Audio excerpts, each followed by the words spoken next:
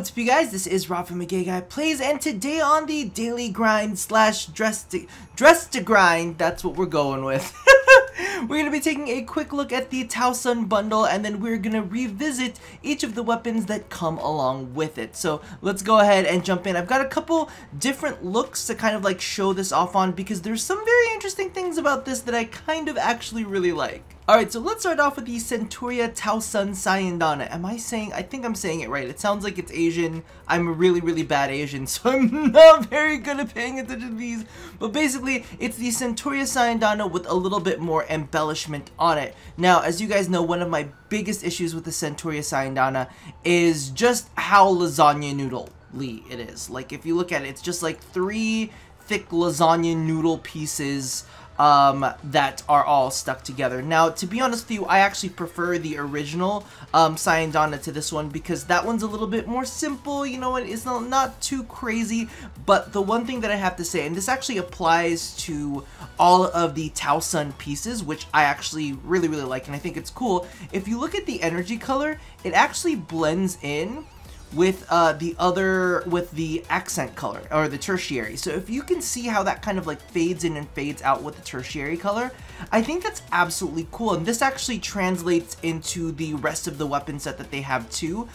You see it mostly though on the Tsar. The other weapons you don't see it as much on, it's just not as prominent a feature. However, here you can really see it on the SANDR, and you'll be able to see it on the Tsar really well as well. And I'm kind of a big fan of that. I like little details where it's kind of like the color slowly gradients into another color. I'm like, oh, okay, I see where you went with this, and you took it to another level.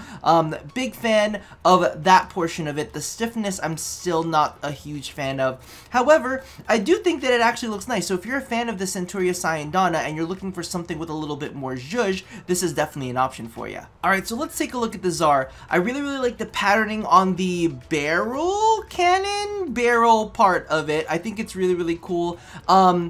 There's a lot of little dots on there, and this is one of the things that I have to kind of confess before the next Gen round, because I don't know if you guys know, I have a little bit of like tryptophobia, where I don't like little dots, and I especially don't like little red dots. So I actually want to go ahead and show you this on a couple different color sets. Alright, so the red dots on Loki really kind of like gave me the itchies.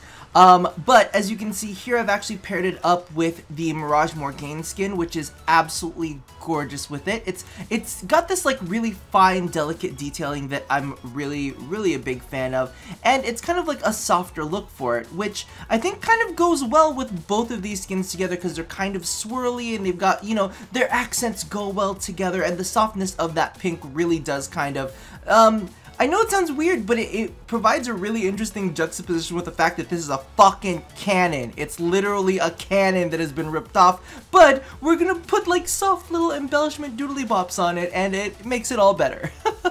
Now, the last variation that I wanted to show you is actually paired up with the Chroma Dynasty skin, and the main reason that I wanted to kind of like put it in this light is because of the fact that certain colorations just really cause this to pop and really give it some flavor. Now, usually I don't like too many crazy colors mixing in at once, but I definitely liked it with the Chroma Dynasty skin, so I thought I would go ahead and import it over with the Towsun skin for the Tsar, because it kind of has this cool flashiness to it. There's like little orange touches. You can't really see it too much when it comes to the detailing over here, but in the right light it glows and it looks kind of cool. I'm a big fan of it. Alright, so as you can see, we are back to Loki and the Ichi version of the skin.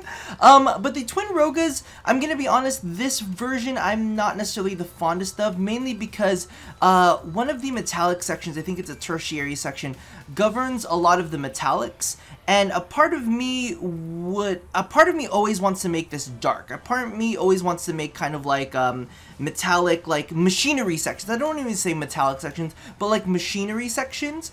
I want them to be a little bit darker. Now, the issue for me here is that the metallics on this, there just aren't any like high shine PBR metallics. I think this was made to look really ceramic, to look really clay-like and very matte-like. I'm not necessarily the fondest of the fact that it's missing metallic sections, and I don't know, it just kind of makes it look a little dull and drab. I like the Tsar, I like the Centauri. I actually like, it's really strange because I don't really like how this looks right here, but when you look at it from this detail, it kind of looks a little bit cooler. Let's go ahead and check it out in the other colors. Now for the Chroma variant, I'm actually a little bit more fond of this one than the previous two, and that's mainly because we have two very different clashing colors that kind of come into effect, and it kind of offsets the dark metallic that I had to put in again because, you know, like I said, I'm not the biggest fan of machinery being too bright, but in this case, I actually like it. It looks a little bit more whimsical, a little bit more fun. Alright, now as for the Keshig, this one's actually probably the simplest of the bunch, with really the only big ornate details being kind of like at the top of the spear part, and the kind of like little glowing bits right here on the braid. Beyond that, it's actually pretty plain in comparison to the rest of them, which isn't necessarily a bad thing. Some of the other ones like the Tsar, it's pretty, but it's a little bit overdone. That's kind of like where I'm gonna sit with that one. However, this one is just like simple enough. Now, one of the things that I do have to put out here is with my Loki customization, the colors don't really kind of get a chance to shine. However, they do in the other color scheme, so let's go ahead and take a look at those. So jumping over to Mirage, I'm actually a little bit more of a fan of this one, mainly because of the fact that you get to see the pink accents and you get to see a little bit of the gradient that happens with the dark. So I think that my overall feeling for a lot of this set actually is to put them, or at least incorporate them into color schemes that have a couple different pops in them. A lot of my color schemes kind of tend to blend in grays and whites and all of that kind of stuff, so I really have found that the Keshed... Alright, so jumping into the Mirage variation, I'm a little bit more fond of this one because you get that nice clean line right there, and I like the fact that the detailing onto the blade, it spills onto the blade. You know, because it could have just stayed within that kind of like, I guess if you were putting in makeup terms, the little cut crease that they've got there, but it actually spills out into the darker portions of the blade, which I'm a big fan of. Now, I did take a look at this on my Chroma variation, and that one is probably my favorite once again. So like I was saying, I'm actually a big fan of this skin with this color scheme. And I think after kind of like I went through all of the processes in my mind and I was like gauging how I felt about things, it's mainly because of the fact that this skin features two accent colors, and I want to call them like accent colors because you guys know that I like to have like one pop of color in my color schemes. But this color setup actually has two different pops of color, but they blend really, really well with each other. Neither one of them is trying to overpower the other. They actually just complement each other quite well, and I think that it looks really, really nice when it comes down to this kind of like, it's almost like whimsical, and that's mainly because it is pulling elements from the whole Kuva Guardian aesthetic, which is kind of like this weird, dark, twisted whimsical. So this is kind of like a little bit lighter, a little bit brighter. It brings in some of that influence from the whole Inaros theme, where it's a little bit clay, a little bit ceramic, it's a little more matte, there's no shiny bits to it. And while I'm not gonna say that I like live for this, I do say it's an interesting take and it's a cool way to kind of like bring some new life into these weapons, because I'm gonna be honest with you, the original models, not necessarily that fond of. I kind of found them to be a little bit bland. Like if you look at the Tsar, if you look at the Tsar on the Chroma, it almost kind of looks festive. It looks kind of bright. It looks exciting. Do I still have the Twin Roga setup? Yep, still do. And I really, really like this color scheme because it does have some fun in it. And that's the same thing that goes for the skins. I like the skins because the skins feel a little bit fun. Now, clearly not everybody's going to be into that, so, you know, it's up to you to decide. It's 105 plat in the market for the entire bundle. You can buy pieces individually if you don't feel like it, but it does save you a little bit of plat getting them all together. Now, for those of you guys who have no clue what the Tsar, the Twin Roga, or the Keshig are, I'm actually going to jump into some gameplay, and I'll give you a little bit of an overview of what they are, and I have a question for some of the Tsar users. So if the Tsar users are out there, stick around, because I don't get something. But that pretty much does it for the facts and figures. Gameplay is coming up next. Alright, so for those of you guys who have never played with these weapons before, I actually want to go ahead and give you a quick rundown on the way they work, starting off with the Tsar. Now, for those of you guys who don't know, the Tsar has two different fire modes, with the first one being a really, really interesting, I guess like I would say cannon version, and basically what it is it shoots out this cannon barrage, and then you see all of these little extra shrapnel shots that come after it. If you've ever used the, oh my god, what is that weapon that absolutely kills me every time? the secondary, the Star.